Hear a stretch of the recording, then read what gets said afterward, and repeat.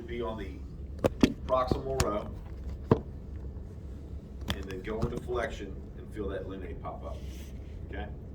Now, just south of the lunate, distal, is the capitate, okay? You're gonna find out in a few minutes why capitate is so important. We've gotta be able to find that, all right? No ifs, ands, or buts on that one. Got to be able to find it.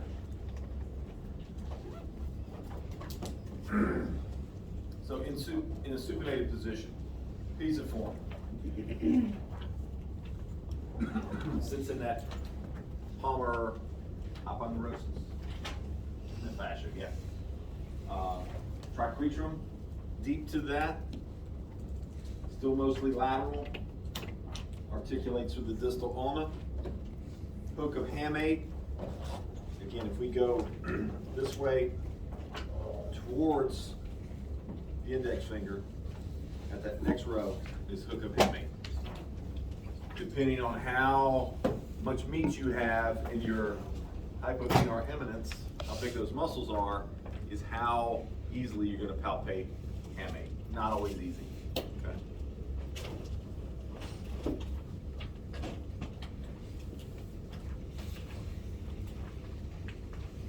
So this is what it looks like on X-ray. Look at this beautiful convex on concave. Oh, how pretty is that? All the way down into the flange.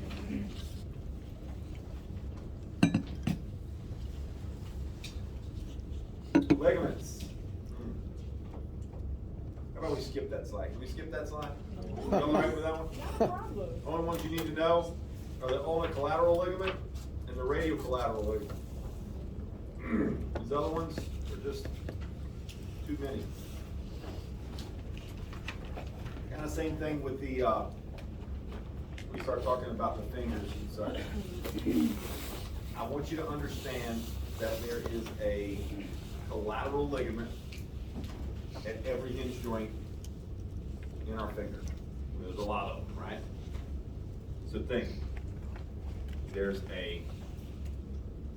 which would be a lateral collateral and a medial collateral ligament at that PIP joint, DIP joint, okay? Keeps our fingers from moving this way, which is really important. Now, the other thing that we've got to think about from the palmar view, so if we're looking at our hand this way, we have a very, very intricate system of what they call a palmar plate, which is connective tissue. And again, you're not going to get tested on this because I don't know it well enough to test you on it, okay? But I just want you to understand that this is part of the anatomy. You've got this plate here, okay? We've got capsule around each. This palmar plate helps to hold the tendons in place.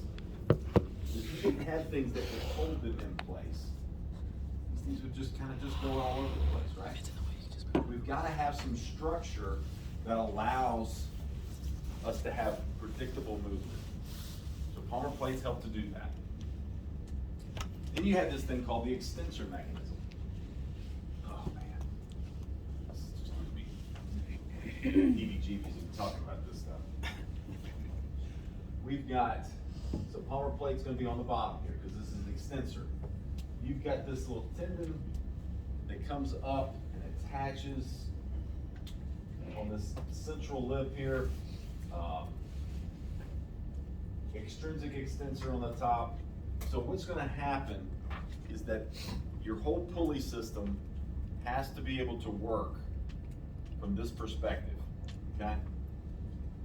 If a tendon slips, somebody had an injury. I think you said you had something. What did you have? Who was it that had the tendon that got cut? Oh, that was me. Oh, that was you. Yeah. So you had a tendon that got cut. What I did? You're sharing that with everybody real quick? Yeah, I was working on a house and I was at a window and the window shattered and a piece of glass went through my finger right here. And I could still bend this part of my finger, but I can't bend this part. And doctors at the urgent care told me that I couldn't bend this part just because it was swollen and it was inflamed in there and it wouldn't let me bend it. but like 3 months later, still couldn't bend it, and that's when I kind of figured out I tore a ligament or something like that. So the tendon was severed, okay? So what happens to this tendon if it gets severed? It retracts, okay? So when it retracts, it kind of goes into your hand and it's just sitting there flopping around, right? Well, they can go in and get this tendon and come back up here and reattach this. But they can't do it if you wait a long period of time, okay? Because it retracts so much. Because again, you're still using the muscle. Does this all make sense? You think of like a banjo string or something that got cut and it just retracts, yeah. Does it, once it does retract over time, does it like calcify or something in there? It depending on where it is, it could scar down. But no, usually it's still Pliable. relatively viable, but again, it shrinks so much that they can't stretch it to put it back where it needs to. So if this retracts all the way back to here, well, they might be able to stretch it to here, but they can't get it to there. Therefore, he can't bend that. Again, pretty functional hand, right? Oh, Yeah, yeah. So when you have injuries here, so if you take your hand and you look at this part of your hand right here, hand surgeons call this no man's land, okay? This part. They do not want to do surgery on this if they can help it, because it is a mess. When they open it up again, they got to cut through the fascia, all that kind of stuff, and then you've got to deal with these very tiny little tendons. And it is, it's way above my pay grade. No idea how they do all this stuff. It takes hours and hours. I mean, hand surgeons sometimes are sitting there for 10 and 12 hours putting someone's tendons back together that have got stuck in a machine or something like that, okay? So it's incredibly intricate. And if you go into that field, you will learn all these things, all this anatomy, okay? But there's very, very few people that are certified hand therapists and that have PTAs that are dealing with all this. Let's let the OT. We okay with OTs taking care of that? I'm good with it too. It's a lot. It's a lot. And boy, oh boy, if you I used to work with one hand therapist or hand surgeon, the most meticulous person I've ever been around. I mean, he wanted things done exactly, and for good reason, because he was dealing with healing rates and all this kind of stuff that you really have to consider here. He was meticulous. Sadly enough, this guy had a skiing accident. Think about it, messed up the dexterity of his hand. He was done. He was done. He went into teaching. Sad case, because he was a great surgeon. Okay. So, if we're looking at the radial carpal joint here, we've got a convex radius, distal radius, with a relatively concave with a relatively convex proximal row of the carpals. You agree with that? Concave versus convex, right? Mid-carpals, it's just, I don't think you can really say convex, concave, and there's really not much of that kind of movement anyway that occurs there.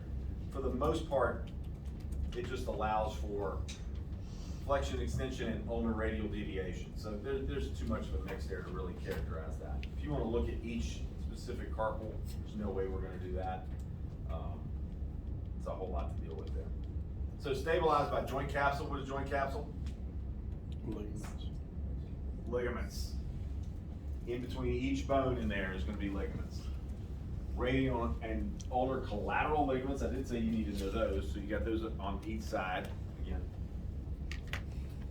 all these intercarpal ligaments we're not going to worry about. Again, the capsular pattern, equal flexion and extension. If your wrist gets stiff, it gets stiff, as your dad, right? It really doesn't bend either way, probably, does it? Yeah. And again, it should be a firm infield. It's not going to be bony. It's going to be firm. You're going to have a connective tissue type of infield there. The ligaments are what keeping the movement from going further.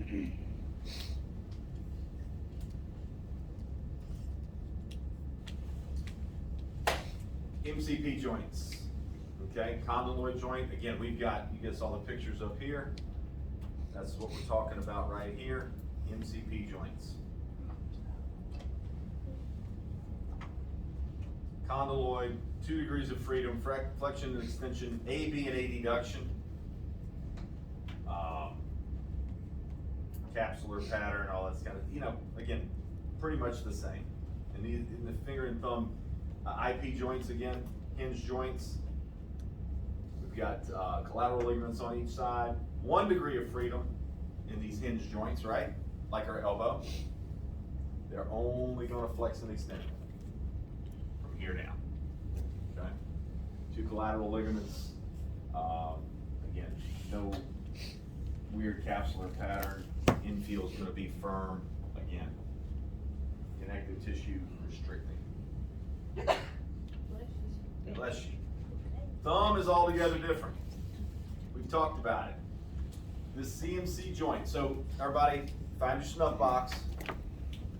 And I want you to palpate into the snuff box. What are you palpating? Palpating the floor of the snuff box. Talked about a bone that's in there. Trapezius? Or triquetral. What's that? Is it the trapezius? Scaphoid. Scaphoid. That's what he had removed? Okay, yeah. So, if you move distal to that, you're gonna come to the saddle joint, okay? That thumb CMC joint. And that's what's gonna allow you to have the opposable thumb, okay? Because that joint can go this way and it can go this way. Think of the Pringles chip. So 2 degrees of freedom, but that loose capsule and the orientation of the saddle is going to allow for this kind of circumduction motion that can occur and allow for this opposition. Right? Stabilized joint capsule and more ligaments. Capsular pattern abduction. Think about that.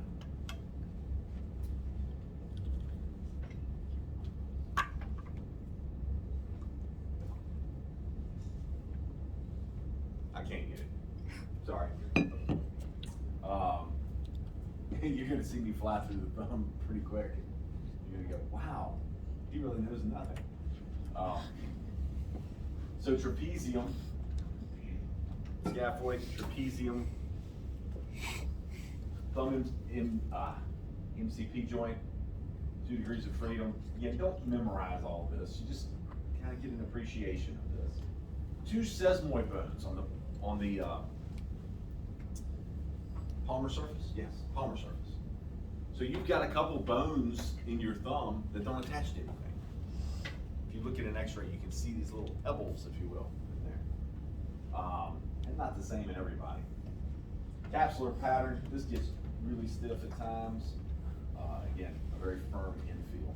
So again, just have a sense of what you're talking about. CMC is the saddle that allows for all that motion to occur. Go one further to the MCP joint, and it's just going to go flexion and extension. A little bit of ABA deduction, but more restricted there.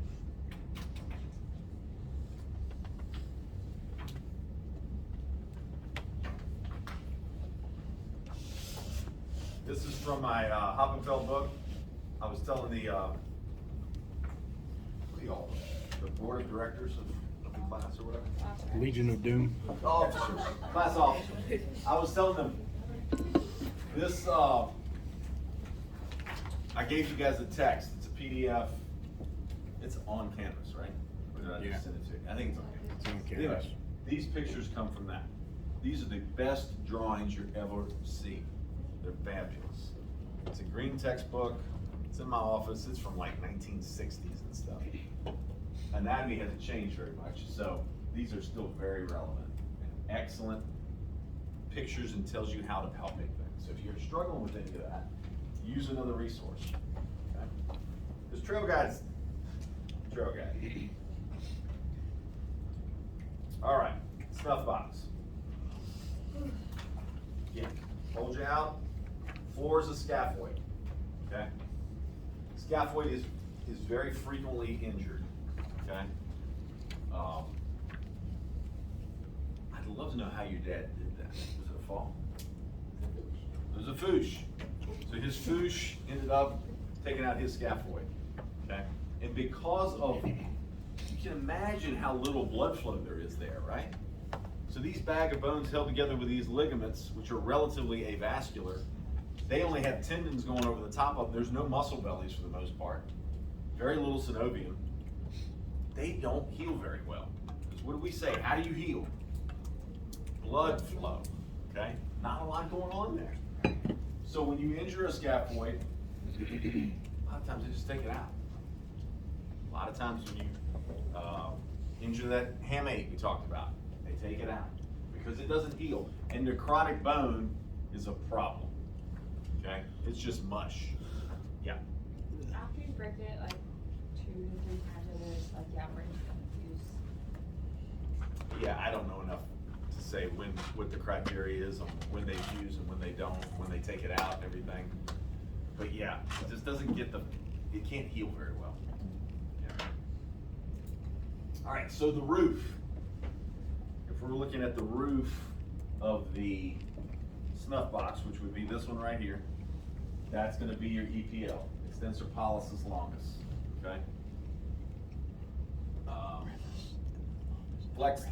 Extend the thumb, remember? So we're here, flexion, extension, AB, A deduction. So if you can do this and you see that tendon pop out, extensor pollicis longus. The bottom two, which you can really only see the one, but they're very closely adhered here, extensor pollicis brevis and abductor pollicis longus. So if you abduct, you can kind of see this one a little bit here. And again, you've got a scaphoid bone at the floor. You also have a radial artery and nerve, a superficial branch. Can anybody, I did this yesterday and I was able to feel it, palpate within the snuff box and feel a pulse? You gotta do it really lightly. If you push it down, you can't feel it. Anybody get it? That's your radial artery from the backside. Okay? I can't get it now. I was in a quiet room and I could get it. It's pretty slight, though. Very, very light, yeah, very light. Now, obviously, you come to this side, it's pretty bounding. So it's much more closer to the volar surface than the dorsal surface. I guess that makes sense why it doesn't heal so well. Because you can barely do a pulse Yep. like that. Yep. So any questions on the snuff box tendons? I promise you, you're gonna see that somewhere along the way. Intrinsic muscles, we talked about this. Muscles that start within the hand and stay in the hand. Thenar eminence, hypothenar eminence.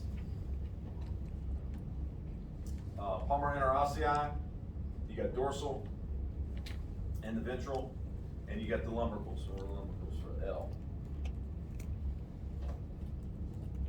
It's a pretty good picture though, if you want us to look at that surface anatomy.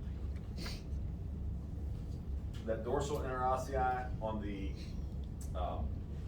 dorsal, top of the hand here, versus the palmar, which you can see. I think it's two of the same picture.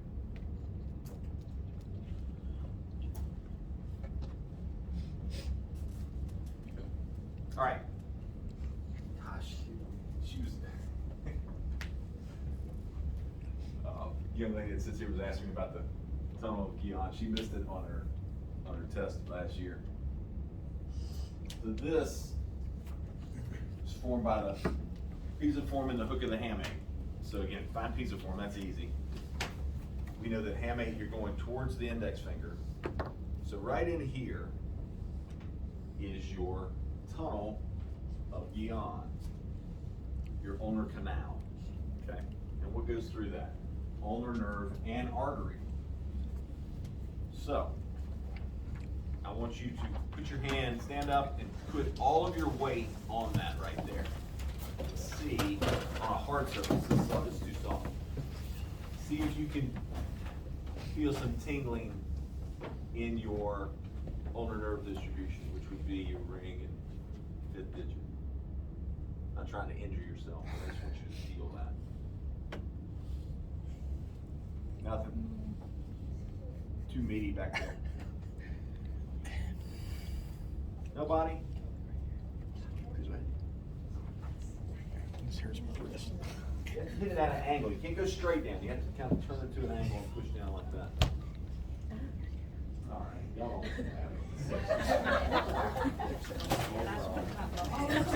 Anyway, it's there. It's there, and you'll get asked about it. So, carpal tunnel. We talked more about this.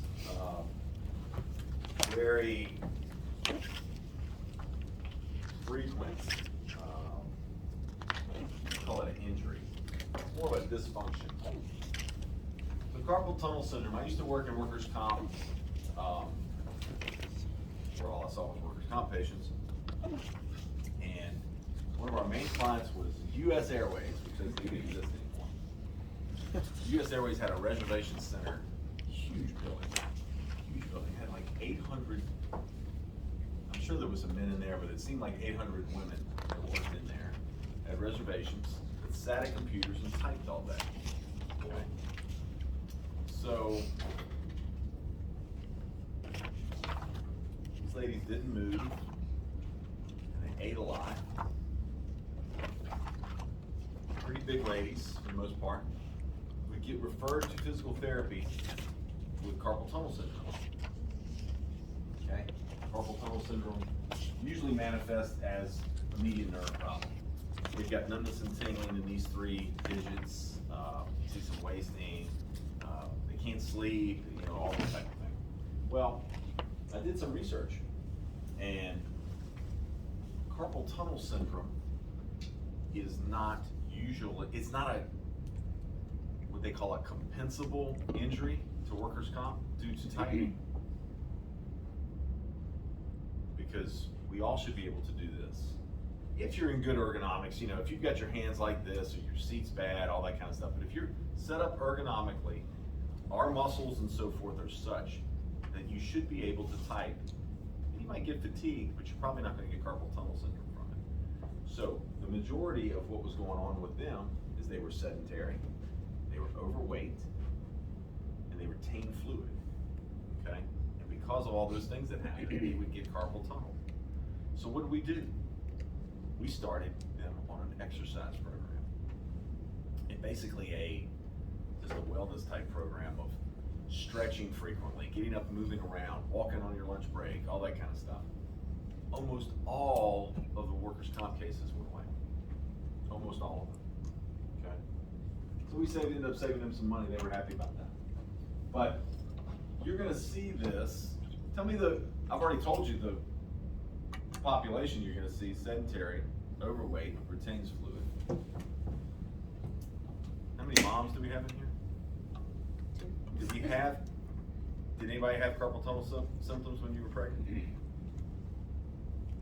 No? Good for you, because it happens a lot. Because you retain fluid. Some people unfortunately get more sedentary. You certainly have more weight, right? That happens a lot, is what I'm saying. Glad that you did. What do we do about this? We put them in splints. We teach them how to stretch. We teach them how to move. All that kind of thing. We'll talk more about that this summer. But this is very much a site of compression. But you see that there's other things that go in here. So at the floor, we've got the carpal bones here. We've got median nerves. We've got all these tendons. This is one of the exercises I'll have them do. Have your hand like this and make a claw. Look at all these tendons moving through here. So that kind of just works as floss through the carpal tunnel. That can move fluid out. It keeps the tendons healthy. Helps with a little bit of blood flow. So all that's a good thing there. But carpal tunnel syndrome, you see it a lot. Surgery. Successful about 50% of the time, so you can flip a coin, and that's about how good carpal tunnel surgery is. And all the surgery is they go in here, and they just cut the top of it. That's all it does. Do people just benefit from doing physical therapy more than having surgery? I think it's probably about 50-50 as well.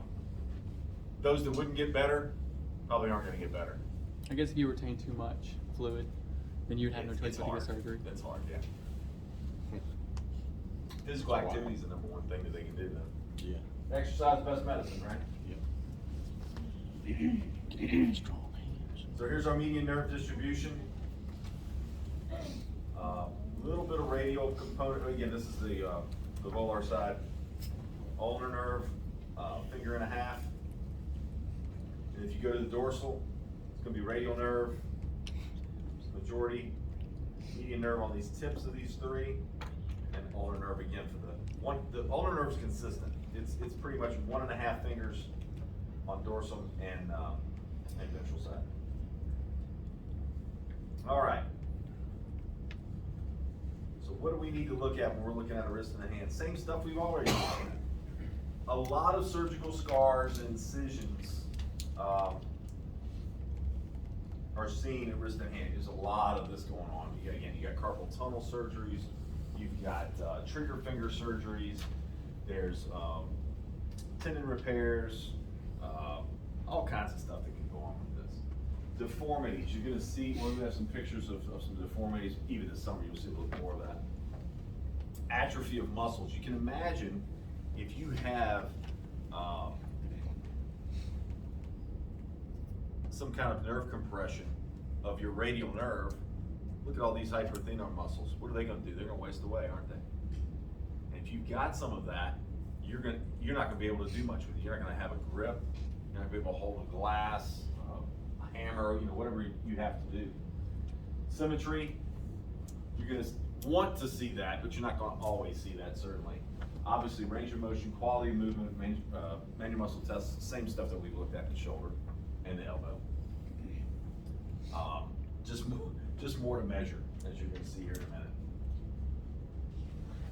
Wrist. Here's our landmarks. We need the lateral epicondyle. We need an electronon process. You can see this line right through the mid forearm. This one right here, ulnar styloid, and then you've got a tricretrum. This spot right here is going to be the capitate, the third metacarpal, fifth metacarpal. Right? Those are what you're going to need to know in terms of bony landmarks to properly goniometrically measure the wrist in all planes. All right. So, everybody got all your goniometers? Get the little one out.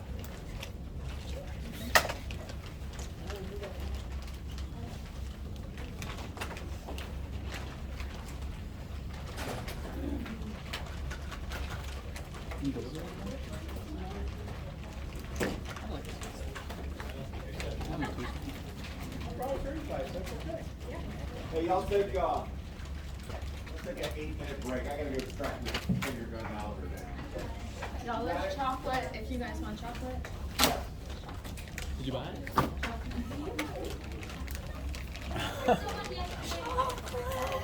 Y'all can still take an 8-minute break. We'll start back at 5 hours. It is. It is. Bread going once, going twice. Come on. Because I'm gonna take it to stand and it's gonna be gone. Yeah.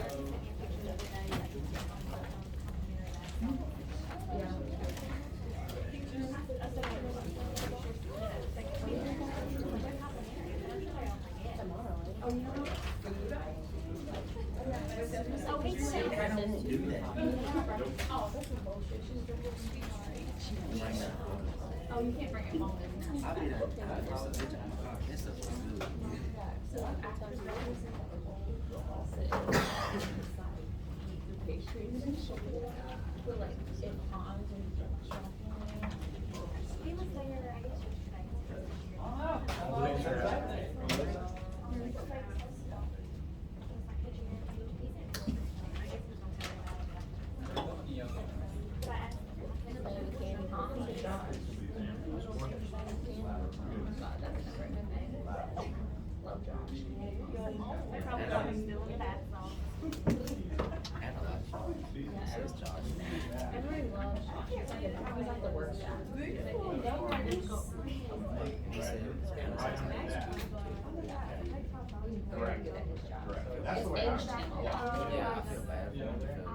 And was it like, he would take some free and come down and like take Yep, them around look for the dip.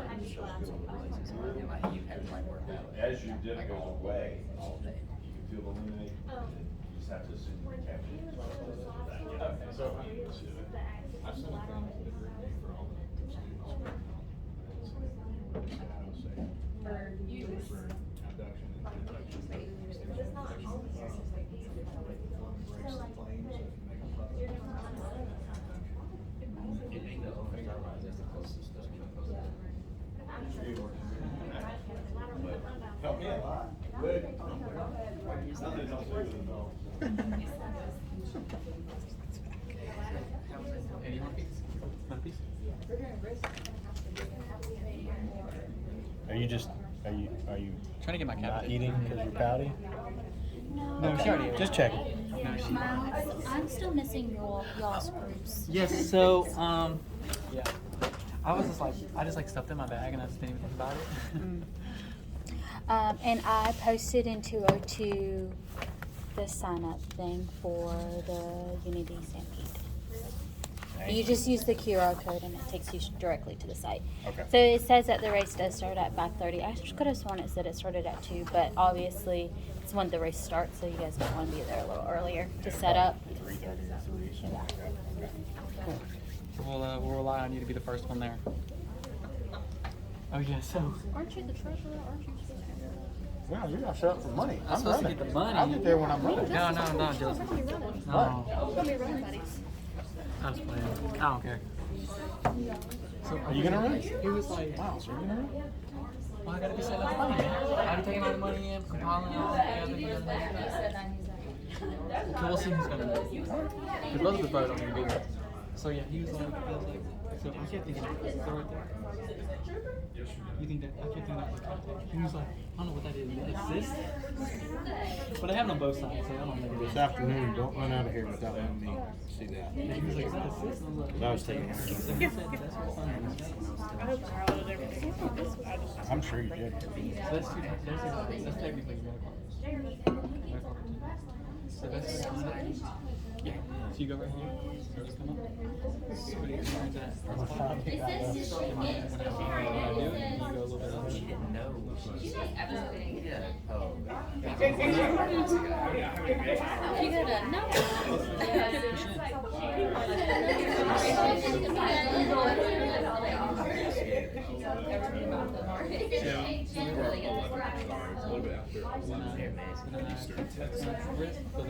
Push it.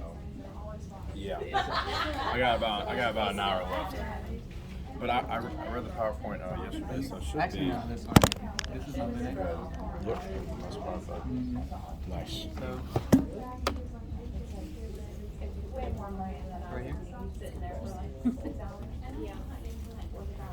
Push up. That's your lunate. And then go more distal with that. That's your sorry. Lunate. Sweet. It's very sweet.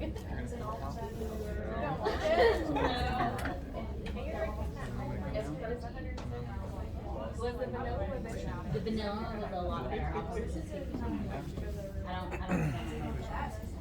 that's think it's too good.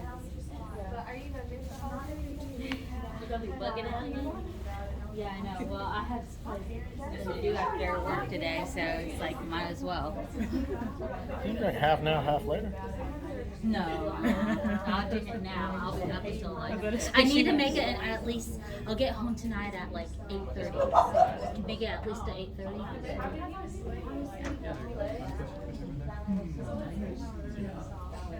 Yeah, That's your lunate. And then just go more distal. See, you feel it? Yeah, I hadn't been used very much, I'm sure. How's yours, Lynn? He was like, you're just gonna have to trust me. It's gonna be distal to the lunate. So find the lunate first, and then Okay. which is right above it. How's yours? Yeah. It's like that? Her big one, man, you could just. I like it. That's how these ones So look for your depth. Yeah. So like when you're slightly on your wrist. How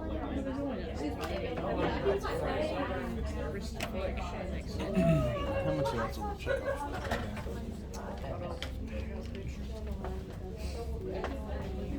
Right there's a tendon. You look at that. That's it. Just flexion, extension, order deviation, rate of deviation. Yeah. And you go this distance. So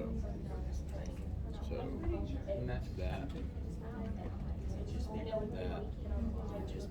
That. You know what we're doing? That's it. It's really, looking at it, it's really a special test, is what it is to this time. Yeah, you can feel But there's not much or flex, yeah.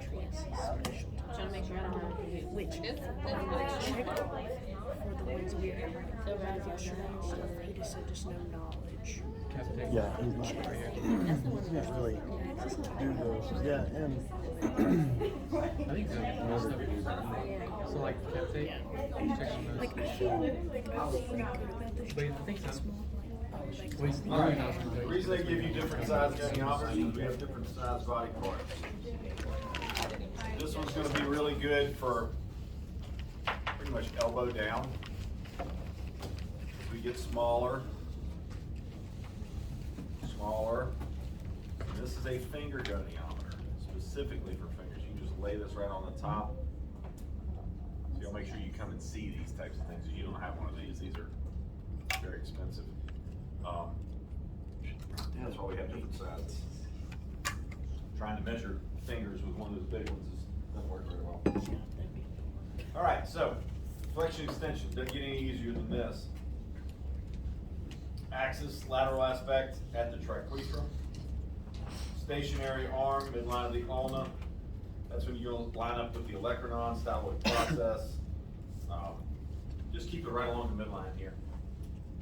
And then the moving arm, fifth metacarp, line it up. You got to visualize that. Now, people who have bigger muscle mass and so forth in their hands and so forth will give you an altered view of this, okay? Think about what the bone is doing, right? You can see the bone, you can palpate the bone. So it can be axis, stationary arm, moving arm here. And I would usually have them off the edge of the table like this. I think that certainly works best. You don't want the table to get in the way.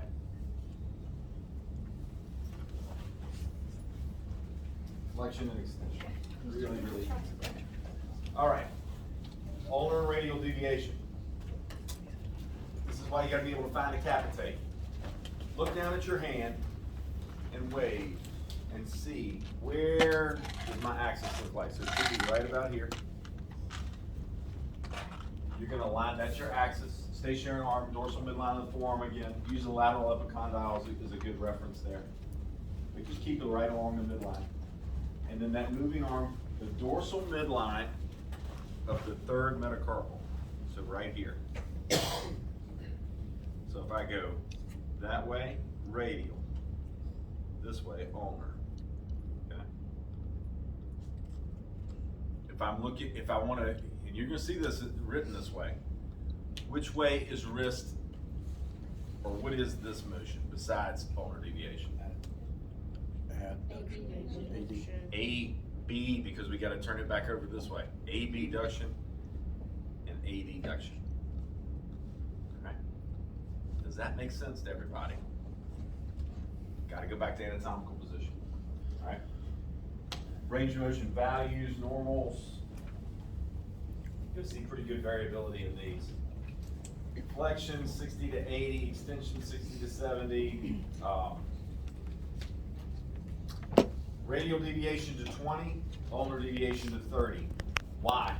Why is there a discrepancy there? It's right in the middle of the joint, shouldn't be any difference. That's right, the radius is longer, so it blocks the motion there. So if you can remember that the radius is longer, it's gonna limit the motion, that's gonna be 20, ulnar's gonna be 30.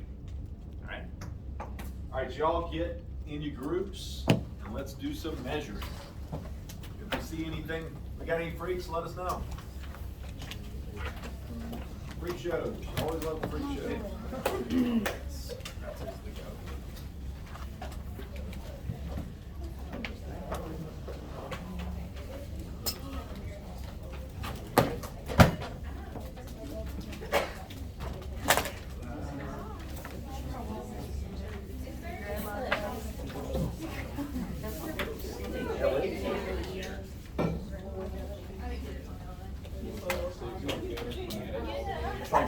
It's like people with the Metallica t-shirts and stuff, that, you know, Thank God it's not 8. I don't know why you're thinking of late Tuesday.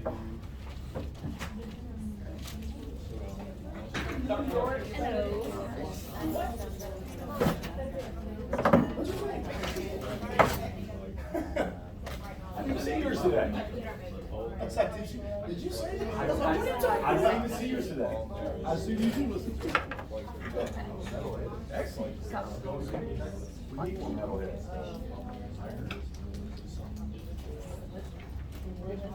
Choose the right goniometer for these now.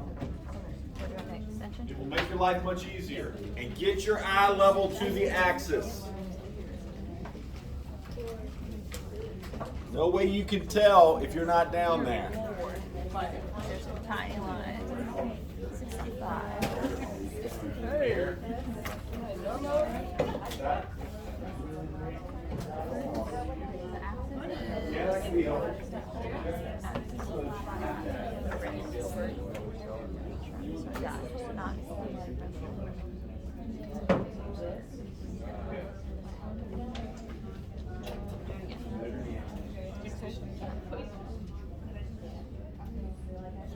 That goniometer almost do this. Right. Gives you a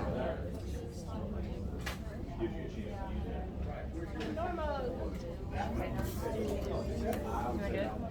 We can do it if I do flexion.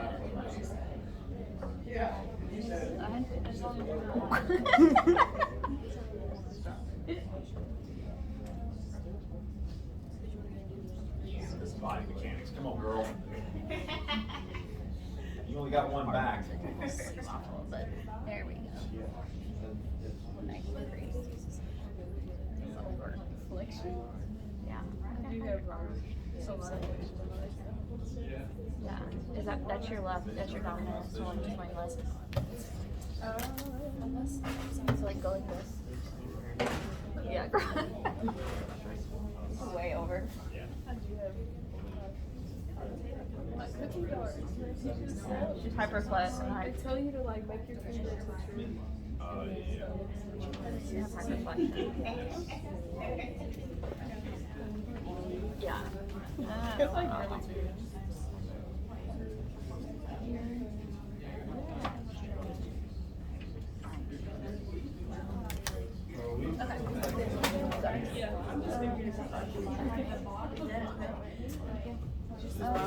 Sorry. Whacking them Do around. your carpals yet?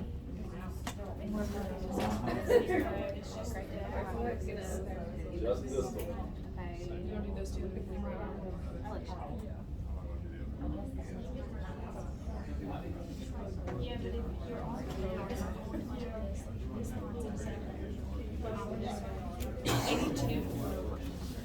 I'm not Yeah.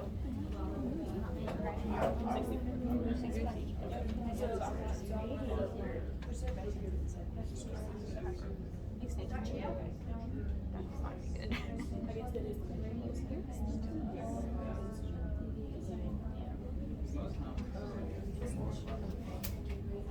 I'm moving. Are you so shaky? I don't know. Okay. It's a little early. Yep. 66. I don't know. So.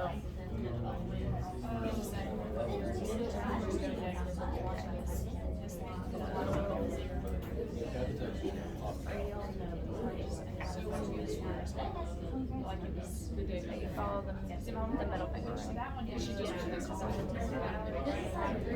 You're at 30.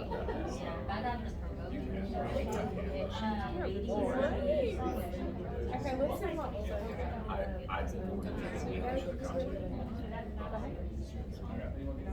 Girl.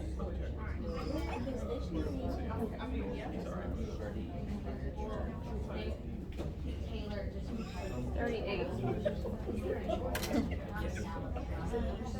Let's check this one. Yeah, please, because. Which one? Go to radial engagement. Yeah, so fast. That one's only 30. I just didn't know. But it's still. Okay, go ahead. Just talk. Girl. You're a freak. 40. So for everything, you've been over 10 except for extension. You're hyper. The wrist is just hyper. Yeah. You got any breaks? Yeah. Breakish? She's got a lot of laxity. You got what your dad doesn't have, huh? Every which way. Yeah, Got it every from way your mama, except for huh? extension. I have like plus 10 degrees. And just about everything. But you play volleyball, so you're like always like this. It's more about where you're born than what you Really? do. Shoulders a little bit different. So there's not like, you can't really stretch the out there. She'll tighten up as she gets old. I'm scared to get old. I told my daughter today, I said, don't get old, it hurts. I made her try to rub that knot out. I don't know.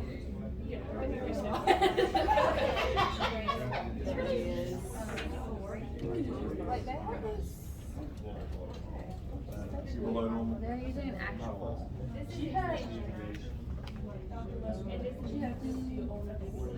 50 only. And I think you're still getting the same measure because you're just starting at a 0 a different way, working backwards. I'm gonna try. I don't know how to read stuff that way. Okay. Radio. God. Oh my gosh. A lot. Both sides.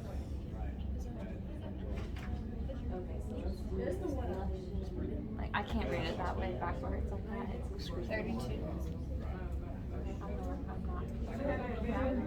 You're going over.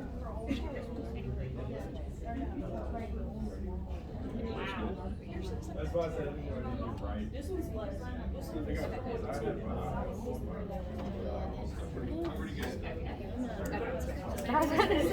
What's your radio lead?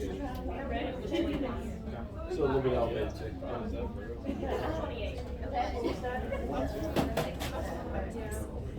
Really low dot. 27. Wow. Look, yeah. Come check this out. Let's see the picture.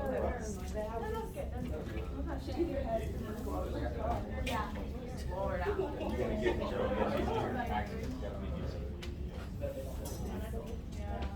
Good Lord, Alex.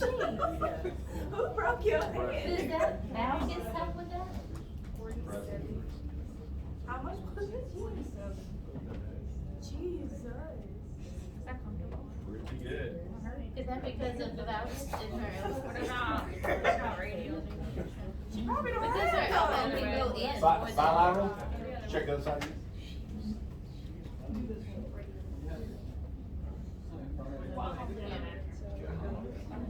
That's a lot.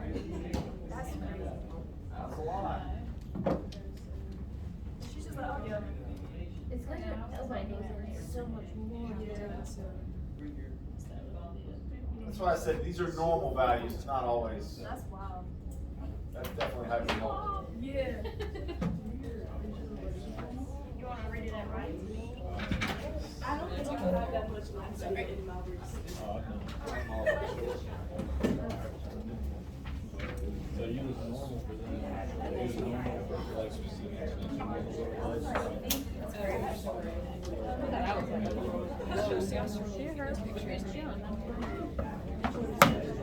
Not regularly speaking. So you're pretty flexible. Okay. Hypermobile club over here.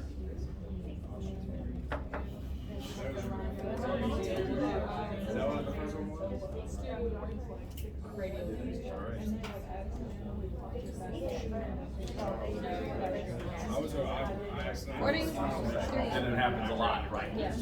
Once it's out, you know what I'm saying? Okay, I cannot go that way. We all. Exceptional. That's it. Sorry.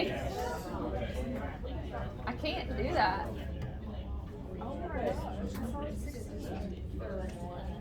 Does it hurt? Yeah. It doesn't hurt. It's just tight. It's called I don't know. go out like that.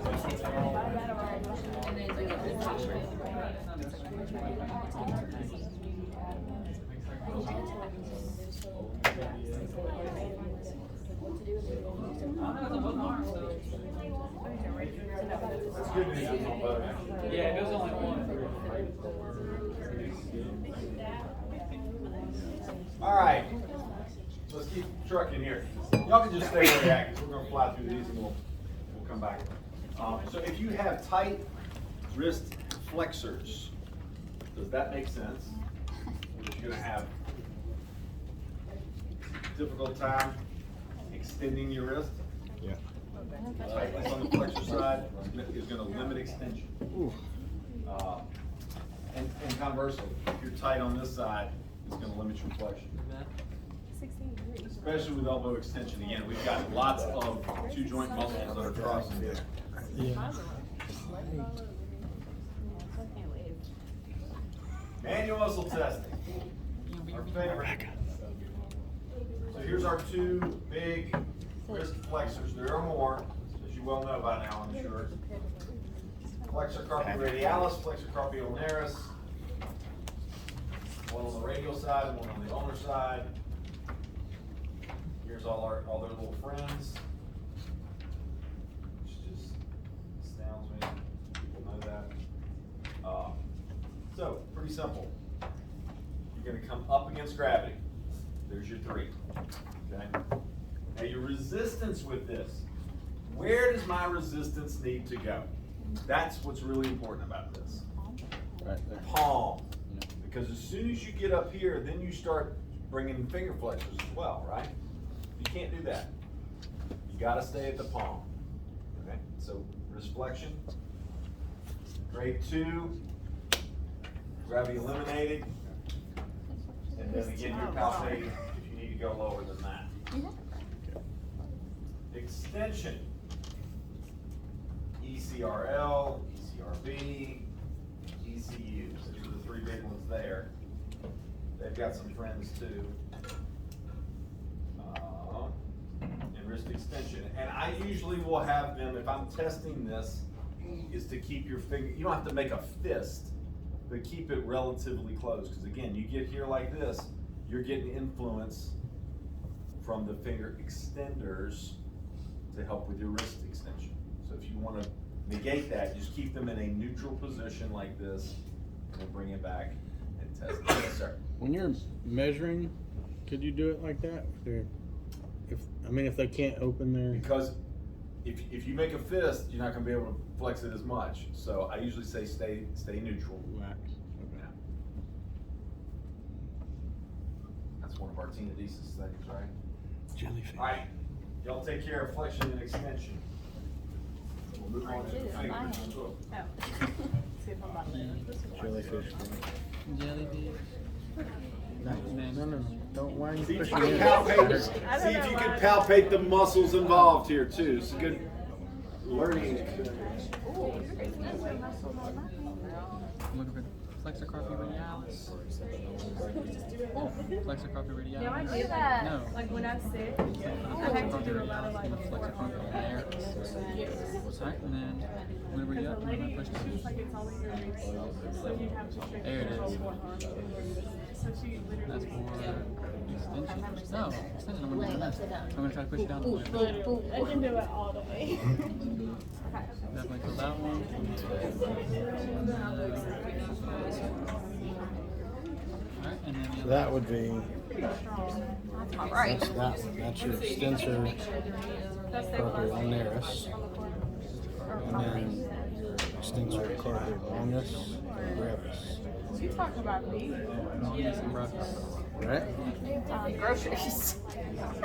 Carpi radialis. The ulnaris, and the radialis, the longus, and brevis. And then, so that's,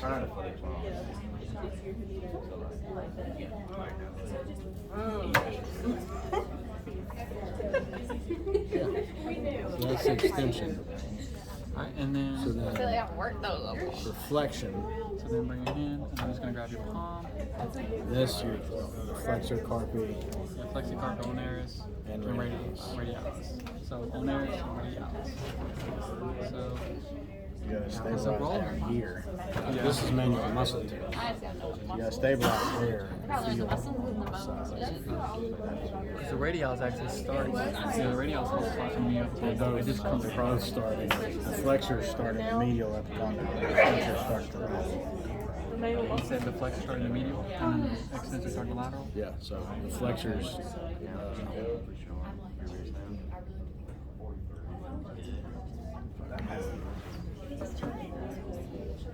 I've heard it go halfway into it. Medial. So Start halfway in the into medial it. epicondyle, and then alright, so Start halfway at extent. Here. Because she's already neutral here. I thought you was stars.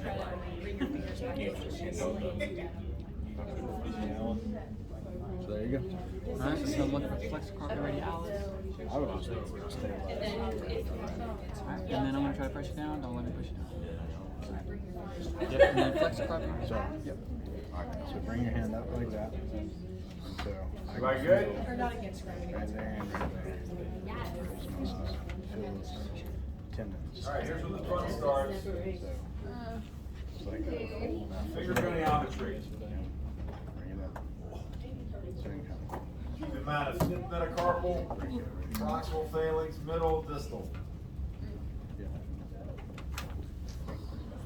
That's looking for what right here. You're not feeling none. For flexor, this you're one's looking so for right here. effective for. Because remember the Lay it right on top of radialis it. separates this and not flexors, but it's not extensors. And then read it. So everybody come and at least practice with this at least once. I'll just pass it around. So down Will we here. get to use that one on checkup? Because it's Just get ready to tell you. that's the ulnaris. Look at your checkoffs.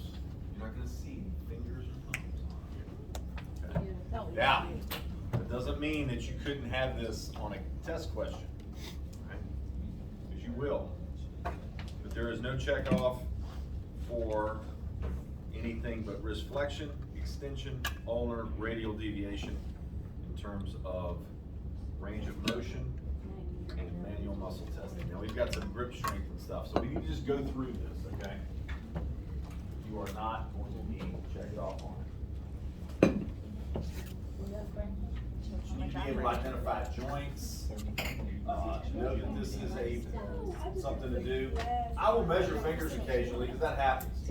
In what, like, situation though? Situation, Like most people, okay, I don't really know, but I've never really seen people like do much about like finger injuries. Like if they break them, it's just like I kind of straighten it out and kind of move on. So Okay. like, at what point it's like, oh, I really need TT to figure out like what's but going it's on. not usually gonna be PT, and that's why I don't harp on it too much. It's mostly gonna be OT that handles this stuff. But, so, you volunteered at Houston. Did you ever see the folks that come in, you know, everybody know what groom transportation is? Vans that go back and forth? Mhm. Okay. So, Houston Clinic does a screening for those folks, and they have to be able to pick up luggage, put it in an overhead bin, do that kind of thing. Got a lot of manual dexterity. So if someone has a problem with their wrists and hand, they test grip strength on that They also test range of motion to see can they oppose digits. Think about it. If you have, let's say you've got one finger, and Stephen, Mike, is your grip strength weaker on that side? Yeah. So he's got a deficit there because of that tendon injury. If you've got a severe enough one, it's going to impact that. So that's when you look at it more than ever. But again, more times than not, in terms of measuring and dealing with all the intricacies and so forth, OT can have that. We want the shoulders and elbows back though. They try to hog those. No good. All right, so flexion and extension. Again, just get a feel for doing it and seeing what it looks like. Finger A deduction. Never measured this in my life, ever, not once, not once. But again, where would the axis be? You go right through the MCP joint. Stationary arm is going to be through the MCP and dorsal midline of the proximal phalanx for the moving arm. I think that's common sense, is it not? I mean, can we all see that motion and the axis and everything? You're not going to have to do it, but you may have to recognize it. PIP flexion and extension, pretty easy. Again, if you've got a small goniometer, just lay it right on top of the bones. Don't try to line it up onto the side. That doesn't work very well. Thumb goniometry. Oh, you want to talk about misery. Here's the funny part about this. So my wife failed one practical in her whole life. Thumb goniometry. And I was like, why are you measuring thumbs? For some reason her professor thought that was important. Never measured it before in my life. Wouldn't know how to even start. I can tell you what these are. That's about it. Yeah. CMC, now look, this is what's so crazy about this. We're measuring a joint that you can't even palpate. You can't see it, you can't palpate it. So how in the world are we gonna measure it the right way? Makes no sense. Abduction, kind of the same. This one's a little bit easier. I can see that one. Here's some normal values. Again, I just want you to know some general ranges. Don't sit here and memorize things. Just look at your hand. Everybody but Stephen. Look at your hand and look and say, this is what's normal. Is that close to a 90-degree angle? Yeah. Is that close to a 90-degree angle? Yeah.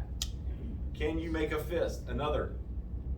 Should be just past the 90-degree angle. I think that's, MCP should be 100. It's 90. PIP's 100. Okay. But again, ballparks, okay? Ballparks. Be able to identify if something's out of the ballpark. Make sense? Is that fair? Because we can learn all this stuff if you want to. No, we're fine. I didn't figure. We're fine. All right. Specialized hand goniometers, we just talked all about that. Finger and thumb manual muscle test. If there's anything that's dumber than the goniometry, it would be that there's manual muscle tests for this. It's just the stupidest thing I've ever seen. I don't know who, I don't think OT does this. Makes no sense. We are going to focus on function, okay? So gripping activities. Oh, that's just dumb. Look at this. Click, click, click. Finger abduction. When do we do? We do test this for one thing. What do we do? Myotones. When we're looking at myotones. CAT1, exactly. Okay, it's the only time you're ever going to do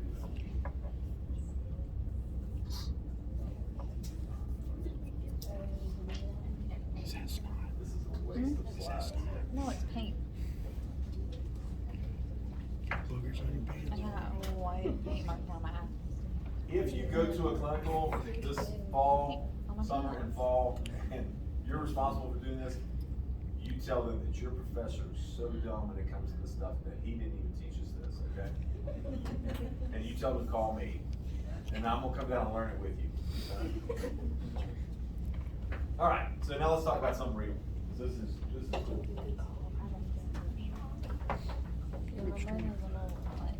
Things where they each individually had them and had to do this and then to do this. It hurts so good. Yeah, this is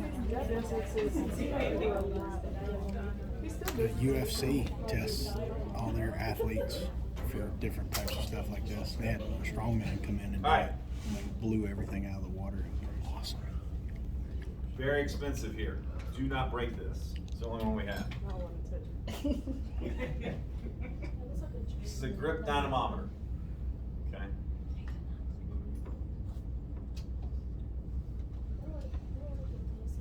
It's already a little loose because this thing's old. This is actually mine. I didn't buy one for the school because it was so expensive. We didn't need but one. Yeah, I don't. So you have the capability of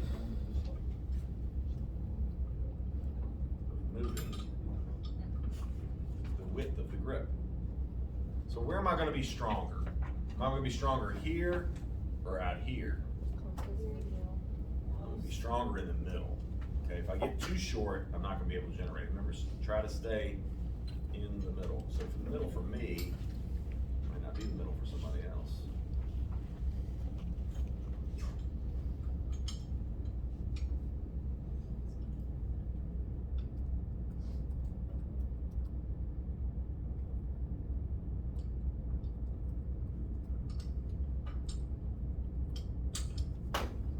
And you'll see, you can't see it, but y'all just play around with it. The needle will move, and then you've got this red thing that will mark your spot for you, so you can just look at it.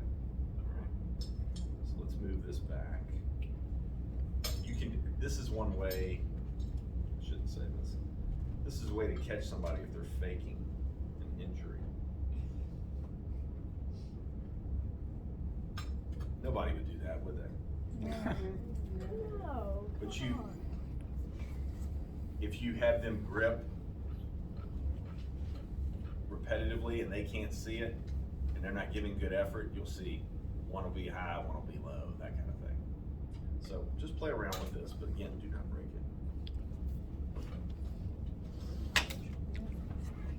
This.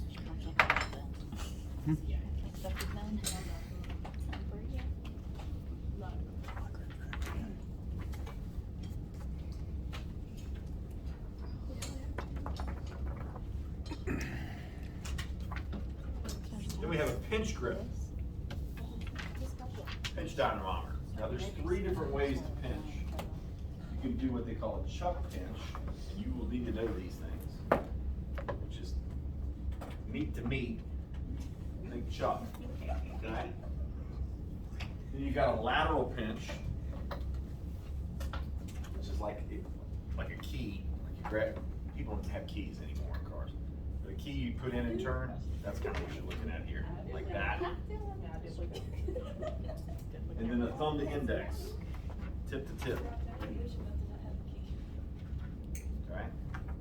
So everybody, make sure you, I'm gonna put one in the back of the room, one in the front of the room. Y'all play around with this and just see how it works.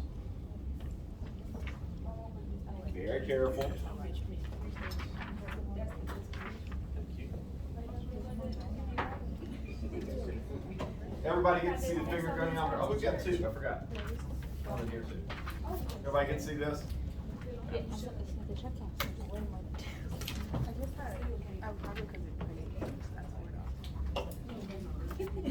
So if you're doing the grip dynamometer, there's a readout in both pounds and kilograms. Make sure you know which one is which. You know, nothing will drive me crazier than that. Same thing with the pinch dynamometer.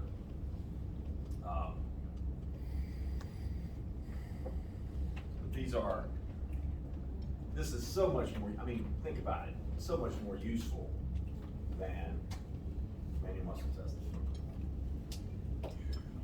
So if a person, if they come into room transportation and they want to be able to work there, I think they have to grip at least 50 pounds of force, which is not super easy.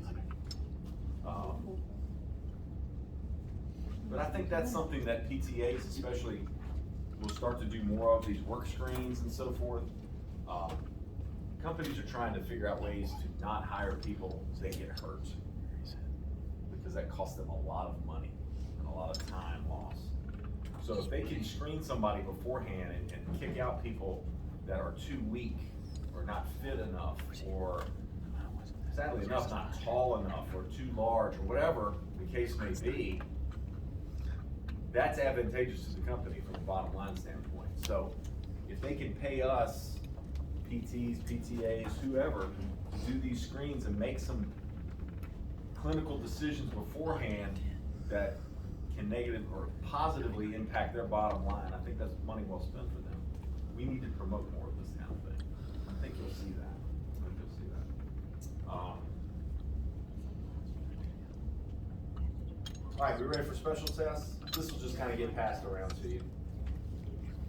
These are really pretty easy, and some of them are fun actually. A tap or percussion test.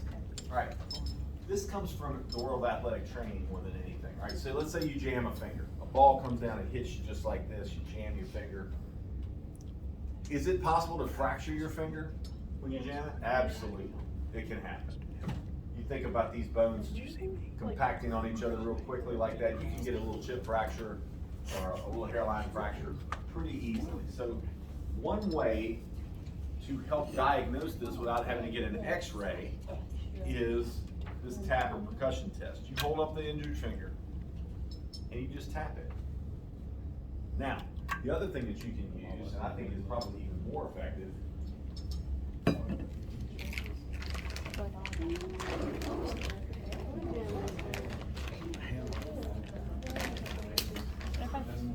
is this tuning fork.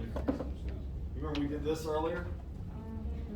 If you put that on the end, if you vibrate it and put it on the end of a finger that is fractured, you're going to get pain somewhere where the fracture is.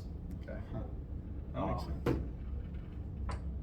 It feels really weird anyway. Everybody should try that.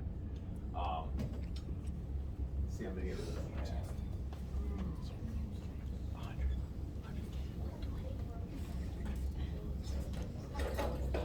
I'm about to see who's strong. Who's the strongest? Of course. We're men. Always a competition. We're men. We have to. He was 110. 910. 80 on the left, 90 on the What right. if you've had a nerve cut? Like, I Have cut a like His career. I cut the tip of my thumb off so that, and it like Has took the no, nerve part of the nerve off. I don't know. So it's like weird. We're gonna find out. Cheating. Substitution. Yeah, just How's it feel? So tap and percussion test, really, really simple to do. Just a quick little screen. Obviously, if someone has a deformity, don't test it. It's a no harm thing. Get them to the hospital or whatever. Splint it and do something, but don't test it if you see that the finger is like this way. Finkelsteins, we did this one the other day, didn't we? Thumb in. That like seriously hurts. And you're gonna passively pull it down for them, okay? Because they may not exert enough to do it yet. A lot of people are positive with this. Pull down. Good test of snuff box tendons, okay? Seriously hurts. There is a name for this syndrome. You can imagine like Texter's thumb and all that kind of stuff. This is called, tiny little writing here. I can get that far. On this hand, I can't. Oh god. there, not going there. Really? Quervain's TSV. The Cuervo? What does TSV stand for? I know y'all can't spell this. Y'all can't spell super spaghetti. Tino Actually. synovitis. Nor can you spell clavicle, but.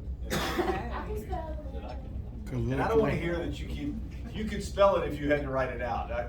Yeah, whatever. Clavicula. Question. Tenosynovitis. All Can right. you do the Finkelstein at the same time? No, because it's a passive test. Yeah. Yep. What's those three tendons?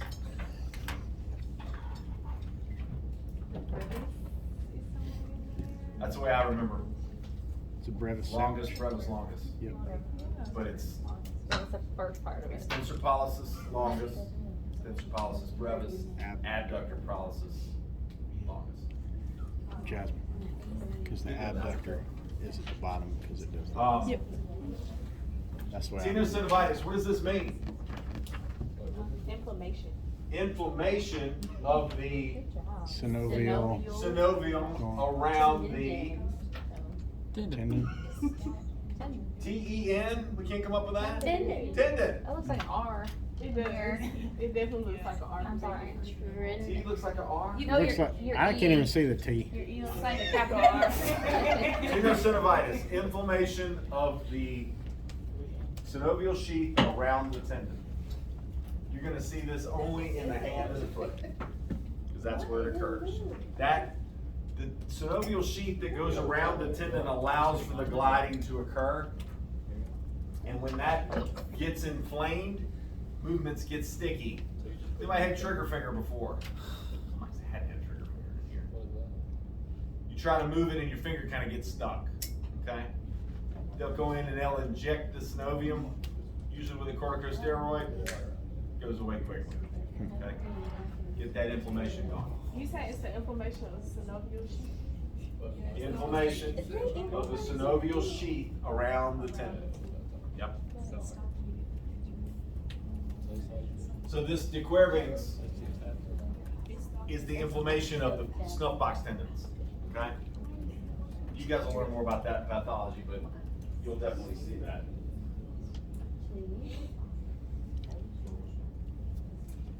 Phelan and reverse Phelan. Okay. This is a test for the median nerve. Okay, this is your carpal tunnel test.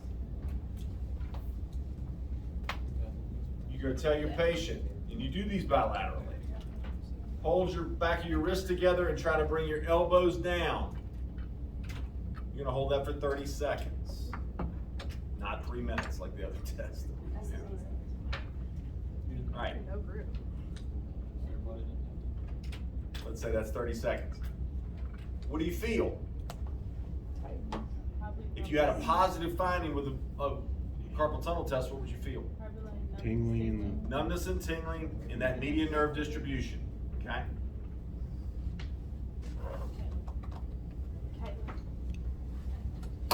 Reverse. So this one compresses it, right? You would agree? This one stretches it, okay?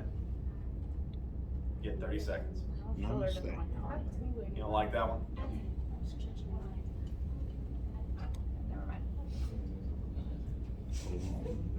Anybody get anything with these? For the first one, I had tingling. You had Tingling in the ulnar. She had tingling yesterday when we did special Yep. test too. So these are really, really easy carpal tunnel tests, okay?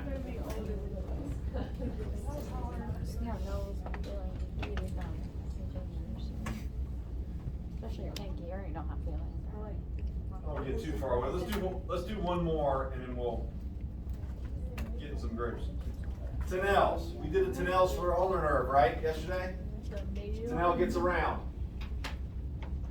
Not only does elbow, he does wrist too. So you can extend the wrist to expose that carpal tunnel region and the median nerve. And then you're gonna tap right over top of it. You can hit it pretty hard. And if you get any kind of numbness and tingling there, that would be a positive tenelles for the wrist. Nothing? And you should designate when you are documenting I have tingling in my pinky. tenelles wrist or elbow. And a positive. Got a positive? Yep. My nerves are You just just nervy. nervy. What is a positive? It would mean that there's irritation in the nerve. So we probably need some kind of intervention. All that stuff we talked about with carpal tunnel. All right, so you got 4 tests to go try. Tap percussion, Finkelstein's, Phelan and reverse, that's actually 5 tests, then Tenelle's sign, okay? Get after it. I'll circulate.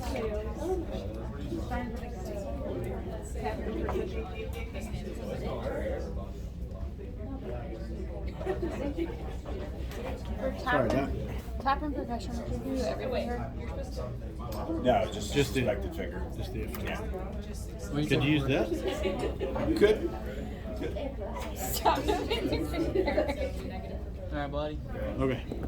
So that's. Test. Hey, is this phalanx and this is reverse? You want to always mix it up. I think you have to This look is it up. reverse. Okay. Look it up for me. I think that this is phalanx and this is reverse. I'm not 100% sure.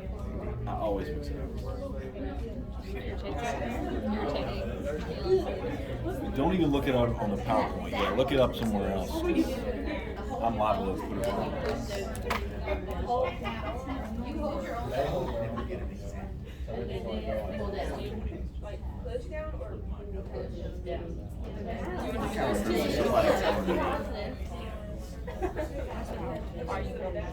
So this one's phalanx. This is reverse. See, it's reversed than it should be because I would think pray for failing. It's the opposite. Yeah, I was thinking this would be Yeah. reverse because it was. Yeah. So this is How reverse. you doing? You tired? My fingers just like it's all chopped up today.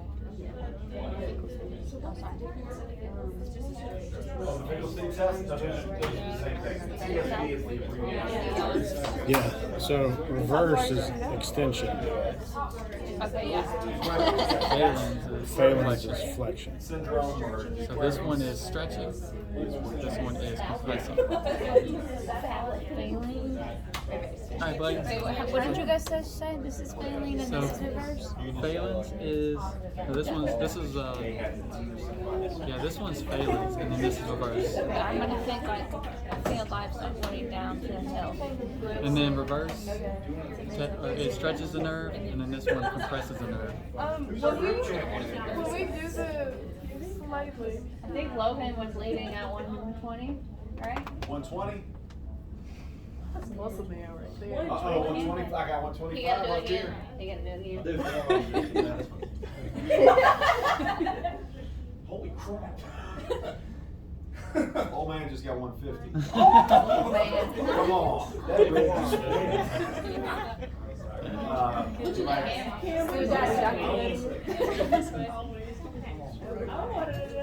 That's what old man has got. Yeah. So this is phalanx and this is reverse. And then phalanx compresses the nerve. back your hands together and bring your elbows down. Because that gets more flexion. Then that was compresses it more. Look at you. You got so much. It says, I don't know if you care about that or not, but it says another way to do it is just like that. Passively, I guess. I mean, I guess you can push down. I don't think you can get as much force that way. So for reverse, elbows go up. I was thinking you can have the clinician passively push down. That's what this says is another way to do it. Therapist carries maximum flexion. When you become a hand therapist, you can do it any way you want. I'm not becoming a hand therapist. I'd rather work with kids than that. Alright, so that's phalanx, reverse. Phalanx, reverse phalanx. Phalanx tests the compression. Show me the tinkle stain. That's, I want you to bring your thumb in just like this, bring it down, and then I'm going to apply pressure. I feel like every Fun fact, therapist that's the international sign for being held captive. No, I didn't know that. Stretching that area. Yeah, if you're like being trafficked or something. I've worked with guys that rescue traffickers and stuff. No, but I just asked you if you're being held captive, and you said Elbows yeah. down as far as you can. That's for I big. feel like Justin's one of those type of people that just knows random facts about everything. I do. I'm really good at trivia. Fact. Yeah. I'm like, I've always wondered how people do good at trivia because I don't know anything. And then they're like, oh, is that? I try to absorb as much as I can. I feel like my brain's gonna become clogged. Are we going to do like minutes and winning games? Because those are really fun. Like guys, teams. We can do that in Quizlet too. We can do games on Quizlet as a class. And then tennis. Bing, bing, bing, bing, bing, bing. To Niels, ma'am. Bing, bing, bing, bing. Ganglion cyst. I was probably, now that you say oh, you just said that was a shoulder, so I'm like, can you help you? So clarify you weren't certified. I just couldn't say something. So I'm like, you did there. So it's like, I can Can you do this? It's genetic too, because both my kids have it. You get it from your father. So I like doing the dropout test. Oh my god. Yeah, see? I said, please come see my That's what he's doing. That's dislocation of the thumb. That's laxity. So does would you say this is dislocation or something? I told him to try to like Isn't that dislocating? I mean, it doesn't pop though. It pops Like, back. yeah. Yeah. But that's what you said not to do. The other one? You just wear and drink then. See? See, but I don't feel Quit. a popping sensation. It's whenever I okay. pop I it know. up. You will when you're 50. And you can't write. Yep. Yeah. I can't write. I can't do it with my right hand though. It doesn't matter. I can't do Did it. you injure it? No? Huh? Did you know what? Yeah, I can't do it with my right hand though. See, that's what I have. Yeah. I got all that super high tech. Oh my Oh, god. geez. That's not normal. Like, I could never do fingertip push-ups. Yeah. Because It's my hard. fingers bend so much. Yep, it's hard. Isn't that crazy? I have to do them on my knuckles a lot. That's not cool. Because when I do massage for more than 10 minutes, it Hurts, yeah. See, I'm not the only one. Tell my wife. Stop. My hands hurt. Everybody got those already? That's how it's supposed to go. I like those special. All right. Just You might have to Digital go to analysis Mouse test. video.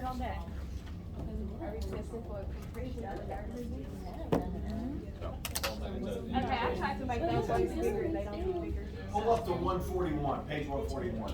Single stage. I'll read this to you. Operator error, sorry. Just pass it. Digital analysis test. Subject is instructed to make a fist several times in succession to pump the blood out of the hands and fingers. The subject is instructed to maintain a fist while the examiner compresses the radial and ulnar arteries. As the subject releases the hand, the examiner releases pressure from one artery at a time and observes the color of the hand, fingers. Positive finding. A delay in the absence of flushing of the radial or ulnar half of the hand is indicative of partial or complete occlusion of the radial or ulnar arteries respectively. This test should always be performed and compared bilaterally. If a positive finding is present bilaterally, the examiner should consider brachial artery involvement. Where were you doing for the color? In the hands? So, get your partner, get them to flush everything out, and then you're gonna take your thumbs and you're gonna occlude the radial and ulnar arteries, which you know where they are, radial's there. And we talked about the tunnel of Guion, just come proximal to that and cut off the blood supply. Cut it off. Put enough pressure to cut it off, okay? And then you're gonna release one of, this is a really cool test. You're gonna release one side and you're gonna see color come back into just at one side of your hand. Wow. Pretty cool. So It's like a weird. magic trick. One at a time. Can you do, but you probably, if you do it too long, you could do There goes it. the other. Yes. You didn't see it, but Your you're occlusion. It's occlusion because you can do it with your fingertips. You have to hold it pretty tight though, okay? I know, I felt So- like I was speaking. My artery doesn't go right here. See that? So I would grab you a little more Yeah, proximal. you have to then. come Yeah. down Yeah. like over here almost. So you're more. Ah, that was. See it? Yep. And then that one, Oh, that's your. Yeah, that's your. Like, that's the radial artery. blood have a This have one's a should be in the circulation. same spot. But I would do it with your forefingers, like I was doing that way. That way you can actually feel the pulse. So this one, they're going to have to be. That's crazy. That is crazy.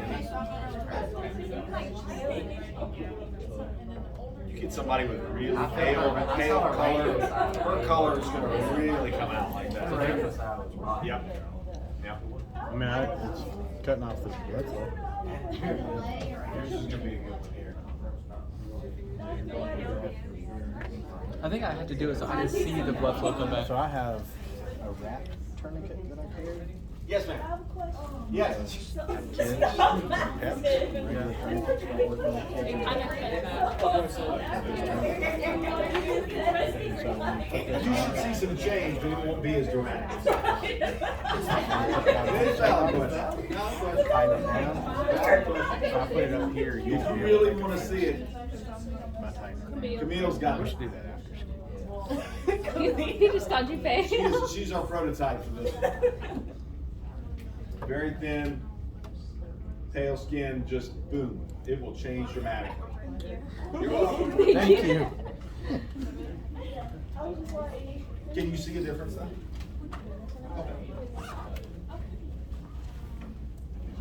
You can see it, you can feel it.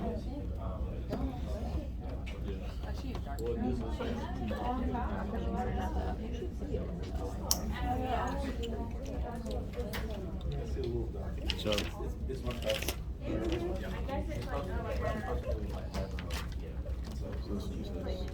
Good question. Very does valid. it have the reverse? I think it does. This is the second edition, it's from 2005.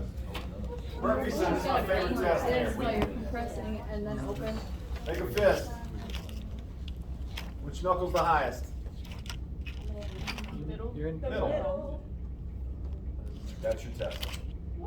As long as it's the highest one, you're good. It's a negative test. It is a test for subluxation of the lunate. Remember, we talked about people, stupid people that hit walls? If you hit that, it will dislocate the lunate. Okay, if it dislocates the lunate, then that will not be your top knuckle. You'd be surprised how often this happens. Yeah, you're just tired. Saturday night in Auburn, lots of Murphy signs being done in the ER.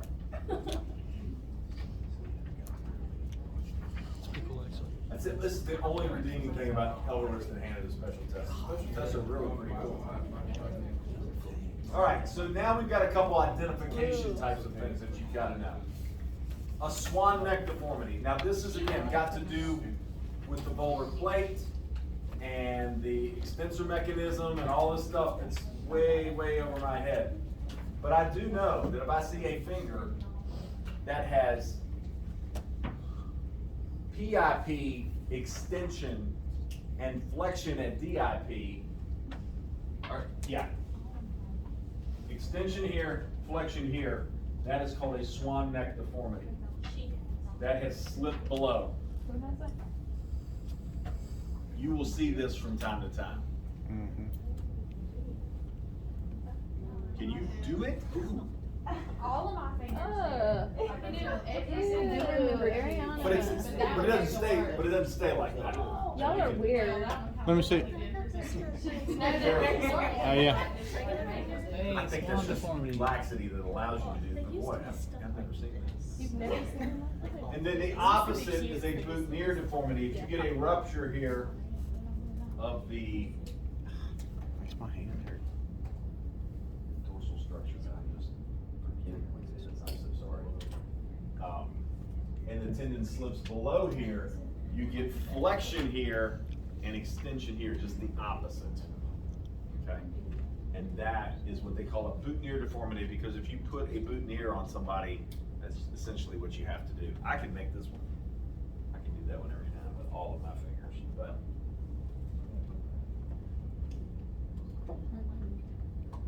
I can't do it. My fingers are, oh, I guess I can. But I can't do it. I can't do it without forcing it. You need to be able to identify these, okay?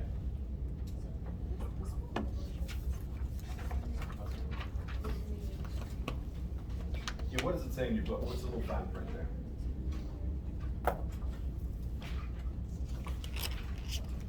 Oh, wow, it's a little.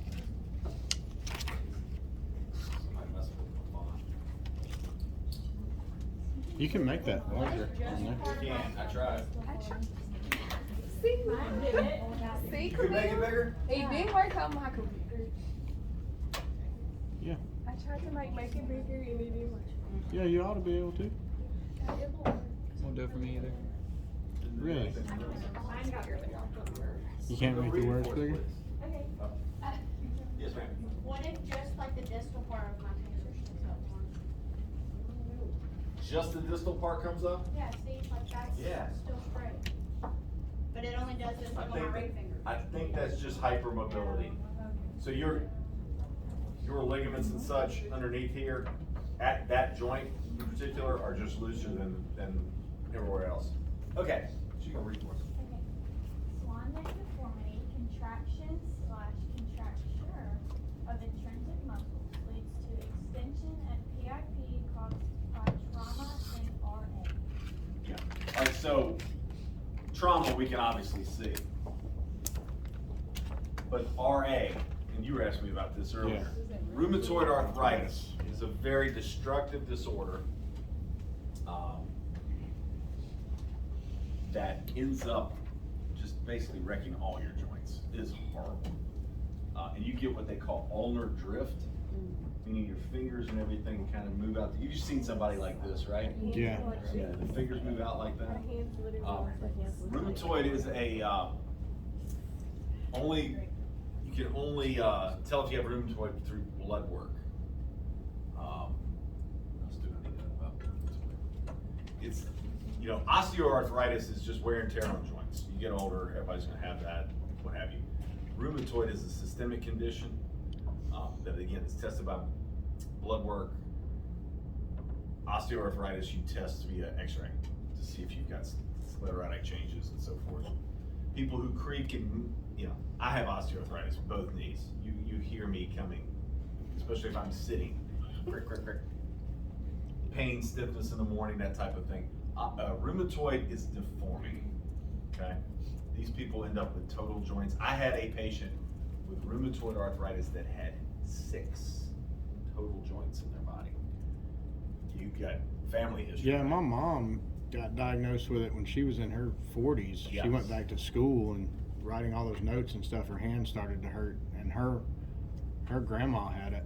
Yep. And the only thing that helped in the last few years was she got on some kind of new drug that was a bio something that they used for immunotherapy. Okay. So It's an autoimmune disorder, so it's your body attacking itself, essentially. biologics, is that what What's they call that? them? Biologics? A biologic? Yeah. So they're taking something from her, spinning it down, making it something, and then re-injecting it. That's what I quote biologic. Freaking is, but- expensive is what it Yeah, was. oh, yeah, big time, big time.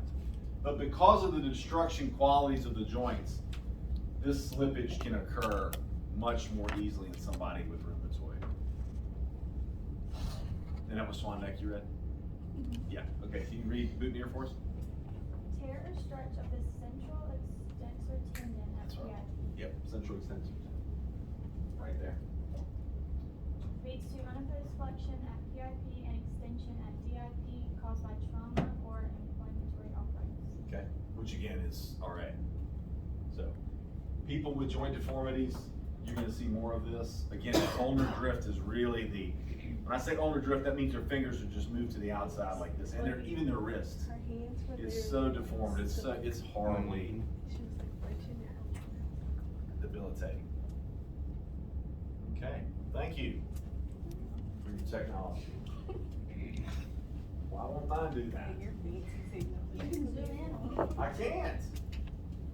It literally like while they We'll do it. I like changed the font to like 80 something, he's still doing it. Well, I'm just saying, I don't. I can't do it. Anyway, does anybody have a ganglion cyst? Have I seen one before? So what happens is, in between the carpals, we know we've got little spaces and so forth. Accumulation of fluid, usually synovial fluid, will rise up and make this big lump of tissue. Okay, it's usually pretty firm. And more times than not, it's on the dorsal surface, but I've seen them on the ventral surface as well. So if I have a ganglion cyst, and again, these things can rise like this high. If I've got a ganglion cyst on my dorsal intercarpal region, let's say, okay, what's it gonna do? What's it gonna limit? My ability to extend, yeah. And it may even affect flexion, but more so the extension. As opposed to if it's on the volar aspect, it's gonna limit your ability to flex. So what do they do about these things? Take 'em out. Can't They you can just try to aspirate it, Yeah, you can like just. stick a needle in and pull the junk out. But this stuff is really thick and viscous. I mean, really thick. Can't you? Like, if we took our pitiful hand sanitizer and made it like 10 times thicker, that is what synovial fluid in one of these cysts looks like. It's really thick. So I've had this done to my knee because I had a cyst in my knee. They will put the needle in, and it was so cool because they did it all under ultrasound, so you can see it all. Sticks the needle in and starts drawing it out, and it's clear like this, then you know that it's synovial fluid, which is good. You don't want it to be bloody and so forth. But as soon as you take that out, full range. Felt great. But you know what? It comes back. More times than not. More times than not it comes back. So if it does come back, and sometimes it comes back and it's even more, they will go in and surgically remove it. They'll take all that out. And it can come back then too. So these things can be a problem. Has yours But come back? my cyst has come back twice. Yeah. But the one time I had to have surgery for it, back in the 90s, the second time he was able to do it with I'm talking 12 gauge needle like this. Jesus Christ. And I went in for the consult. It was really bothering my hamstrings. I get all this hamstring tendonitis and stuff. And I knew what it was, but I don't know how to get rid of it. And he looks at me, he says, I can ultrasound this and do this right here and now. Let's do this. So he numbed it up, he sticks it in, and he pulls that fluid out, and it's just this thick stuff. But literally, instantaneously afterward, I could straighten my knee. Instantaneously. Ganglions are a little bit more stubborn. Have you ever all heard the adage about taking a Bible or a book and smashing them? That's awesome. Works. It works. It will bust the cyst. But a lot of times it comes back too. Yeah. So, yeah. Can't believe anybody has one. Try it Are out. you just gonna try it out? Okay, when you were 13. Yeah. The doctor, I had like a bump on my wrist. Yeah. And the doctor was just like, just drop the family Bible on it. Yep. We were just like, Are you crazy? Yeah. Did you do anything about it? I mean, we slammed the book on it, but it just went away on its own. Okay, well, good. You probably busted it a little bit and started leaking out, and it didn't come back. Good for you. More times than not it does. I think 2/3 of the times it tends to come back. But I've seen some people, I'm telling you, I had a good family friend. She had one on her wrist, and she was super tiny and had all this flexibility and stuff. But it started affecting her. She couldn't extend her wrist more than 30, 40 degrees because it was so big. It came up like this. Finally, she said, enough's enough. I've got to get this done. She had it surgically repaired, it came back. Then she said, screw this, I'm not going to do that again. All right. Elbow, wrist, and hand.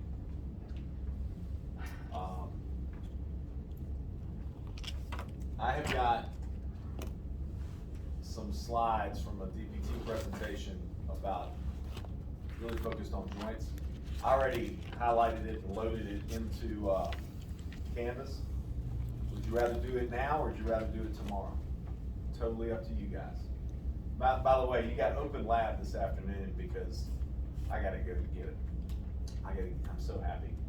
Last year I had to get a tooth pulled, and I've had this screw in there because I had to build bone. Oh, it's a long story, God. Before class last year. But I get the screw out and get an implant today, so or get fitted for the implant. It's been a process. Started back in April last year. Take care of your teeth, people. I thought I did, but man, no good. So anyway, I'll not be here this afternoon, but you can have some open lab time and work on some things. We can do, we have 45 minutes. We could do the supplement to trail guide stuff now, or we can do it tomorrow. I'm good either way. Do you have anything planned for tomorrow? What's tomorrow?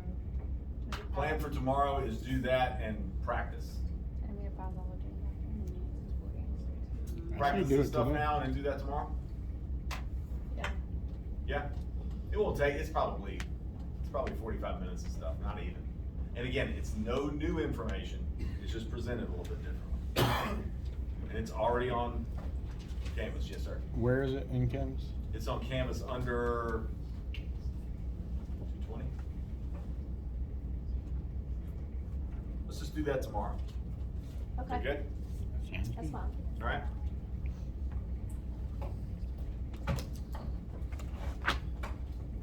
Let me see if Ms. Ann's got anything for y'all other than that. Make sure we put all this stuff away. Okay, goniometers. I'll leave these out, but make sure they get put back in the drawer. Okay, don't need to practice this stuff. Huge knot sitting right